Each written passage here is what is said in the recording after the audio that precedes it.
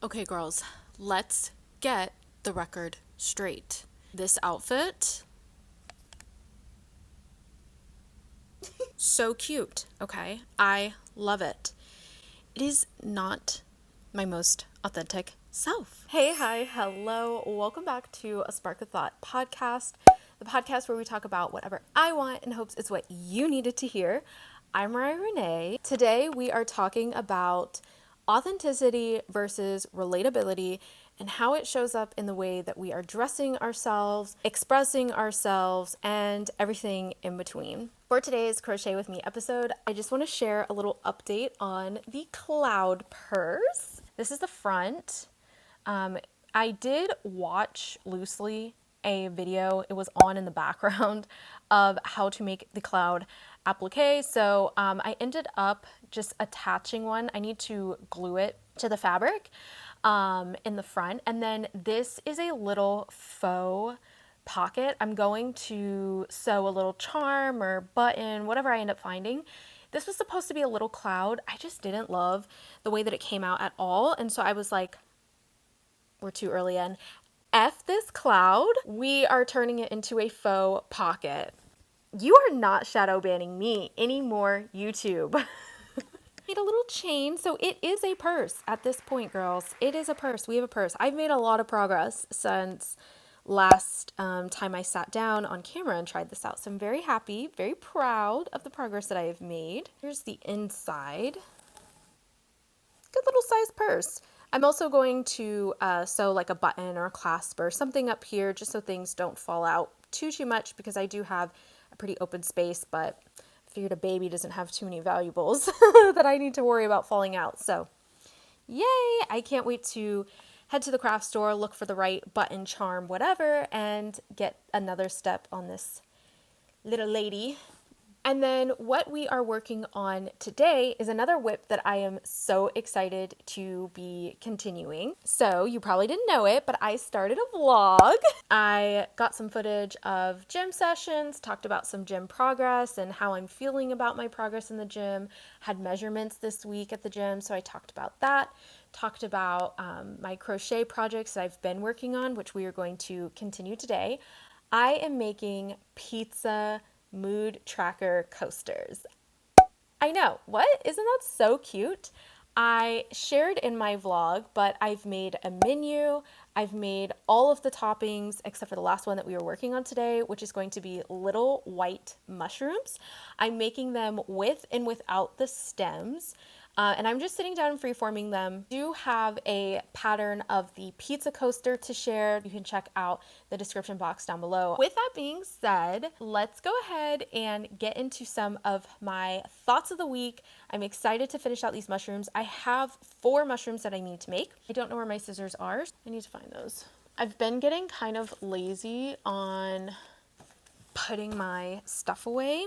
Everything's just been getting thrown in the basket, which, by the way, I want to do daily uploads in August, Vlogust. One of the videos that I have for Vlogust that I am like I'm so excited about is what is in my yarn bucket, because I kind of went a little bit crazy in Dollar Tree. I spent, I think, over $30 in yarn. Here's a little pizza coaster in case you're not convinced on why you should go check out the vlog. Go check out the vlog.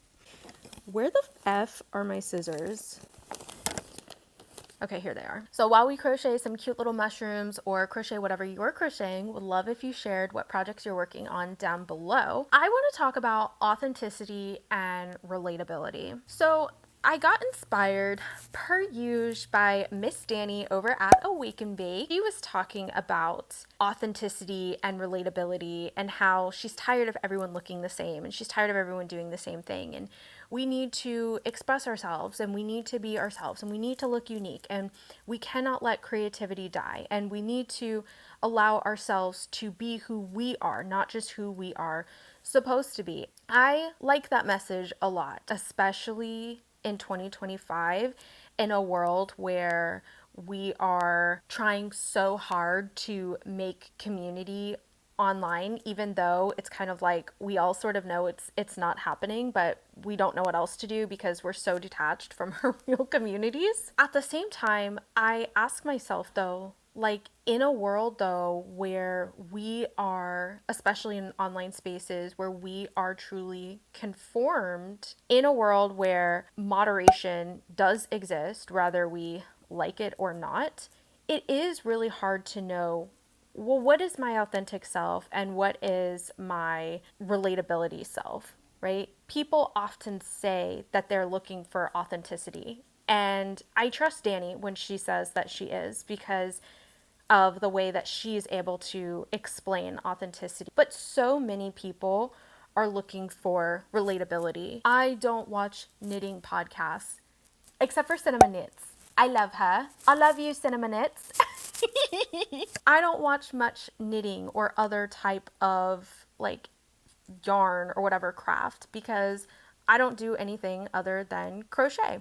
I mentioned in the beginning of this video in the intro that my outfit is not authentic. And I want to get into kind of the weeds of that because the reality is, just like I am sitting in a chair that I don't normally sit in because where I sit the lighting is shit and you wouldn't be able to see me, I also was not casually wearing this jumper, though it is very cute and it does exist in my closet, so it is authentically me. I am wearing this in the name of relatability. And also, I felt like my t-shirt gave too much personal information about my real life. So I decided to wear something that told you something else about me. I'm trying to appeal to you via my fashion sense instead of just wearing a t-shirt. Though I will sometimes do that because I do value myself authentically. I wear my pump covers on camera all the time and I film in them all the time. I'm telling you, I know that because of the way I look, I am getting less views. My camera isn't the best. My quality isn't the best. Where I sit isn't the best, right? Because I don't have that many cute rooms. I don't have many things hung up on my wall because I just can't will myself to do it. I just don't care. And so what few cute walls I have definitely tried to sit in front of. Guess what? The lighting is bad. To anyone who thinks that YouTube isn't a real job, try setting up lighting and understanding lighting like once or twice. It is so aggravating. You will realize like, oh, okay, not everyone can do this. I do take into consideration authenticity over relatability. I'm not going to go out and buy ring lights.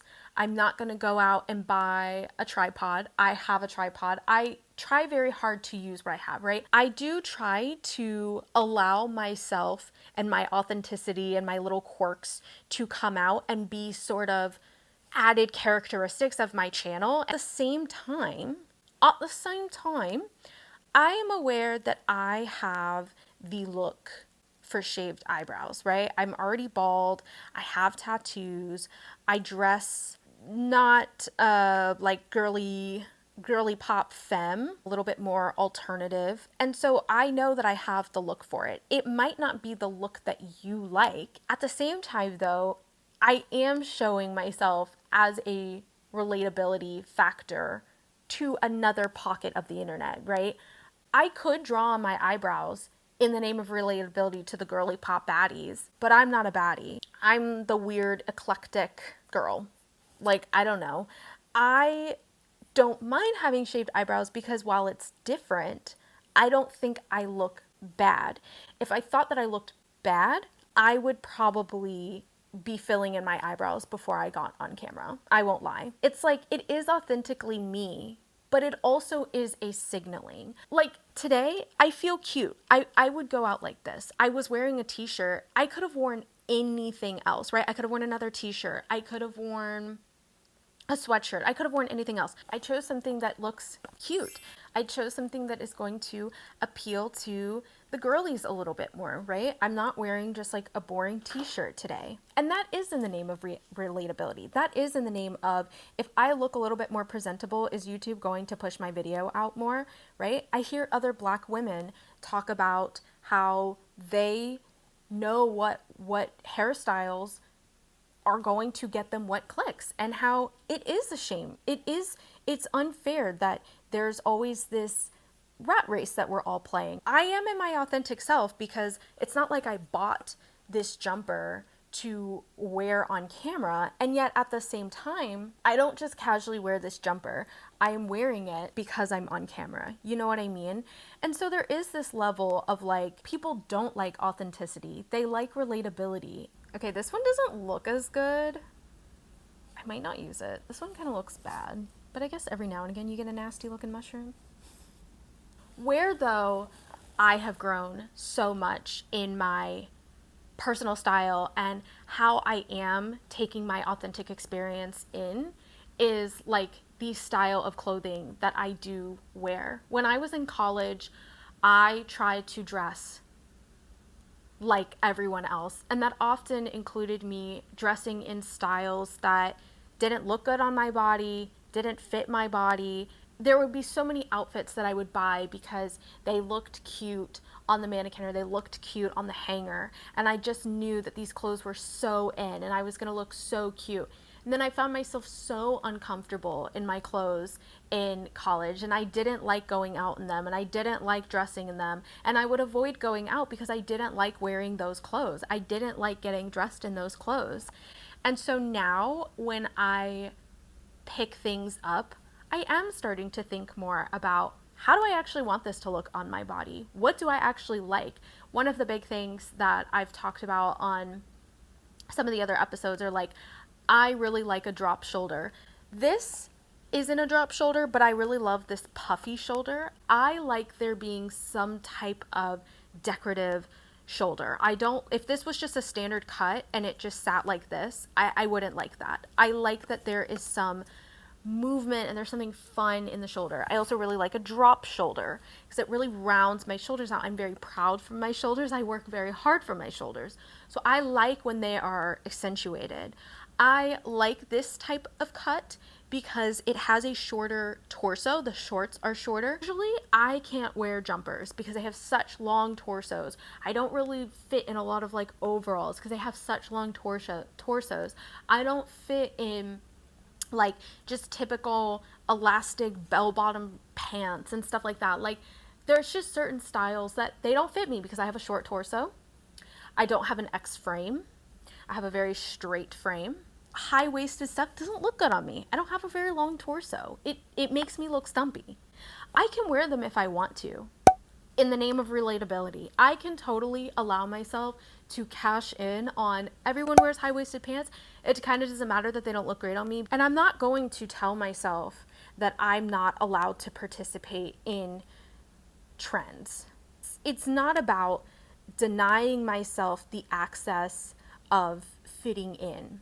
At the same time, though, there came a point where I had to recognize it kind of doesn't matter how cute I think these clothes are. They are so unfun to wear that I don't wear them. So I'm not actually expressing myself with these clothing items. I'm actually picking whatever else in my closet that I'm picking, and they might not be items that I see everyone else wearing, and that sometimes might eat at me, and I sometimes feel like I'm just so different. I just wish someone else looked like me. Number one, I remind myself, girl, billions of people on this earth, you are not so special that no one looks like you. Keep looking if you really want to find people that look like you. And also, people don't have to look like you to be like you. You should never assume that because someone looks like you, they have any more in common than someone who looks nothing like you. And that has really allowed me to start recognizing like relatability versus authenticity and what that actually, means for me. I think that sometimes when we talk about being authentic, we really put it on ourselves, like you have to really stand out and you have to be doing something that no one is doing at all.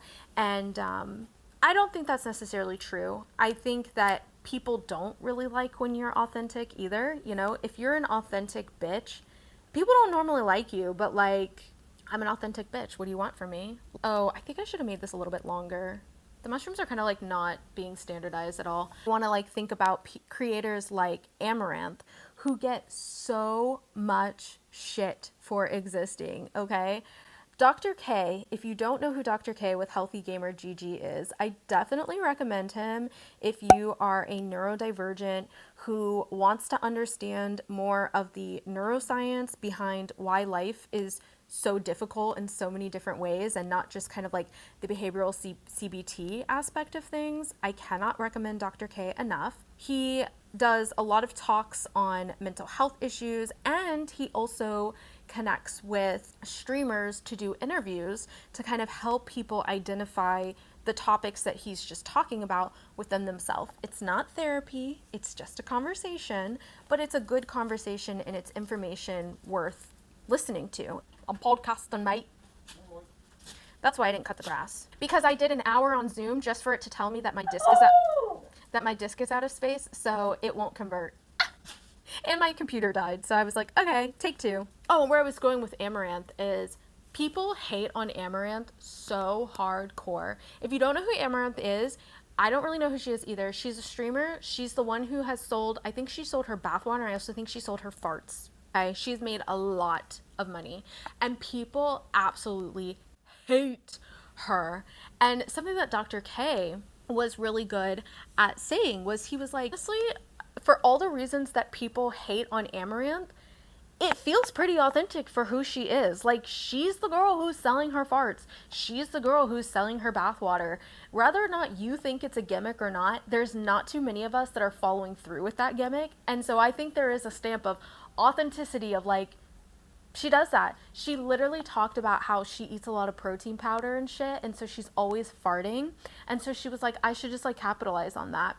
That feels pretty authentic, girls. Her actions follow up on her words and her intentions. Whether you like them or not, totally up to you. But she is authentic. Being authentic is sometimes going to upset people. People are not going to like you for it. People are going to think that they knew you and then watch you move authentically and see that it deviates from them and get upset about it. People who started off liking you because you were authentic will eventually dislike you in the name of you've changed, you're no longer as relatable and likable as I thought you were.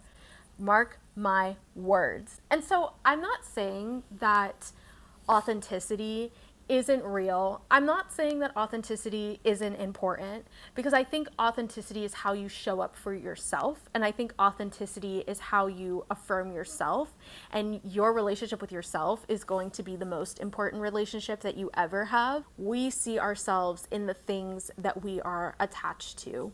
And I know that we say that we really love authenticity, and I know that we say we love when people are themselves, and I know we say we love the underdog and stuff, but I'm telling you, the second that you stop becoming relatable or likable to people, and you do show up authentically, people don't like it. The moral of my story is I allow myself to assimilate to the groups that I want to signal to. I only do so in ways that authentically hold my values. I am okay with the fact that I am sitting here in an outfit that I don't typically wear because it is an outfit that authentically lives in my closet, and I genuinely enjoy the few rare occasions that I do. I, however, am not getting too caught up in authenticity. I allow myself to wear costumes or outfits for filming that I don't wear on a daily basis because I don't feel like a phony for doing it. I think that this is a good stopping place. Thank you so much for listening. If you made it this far, thanks for listening, baddie. Leave me a sparkle emoji down in the comments to share the energy, share the support. And while you're down there, don't forget to like and subscribe, and we will ponder in the next one.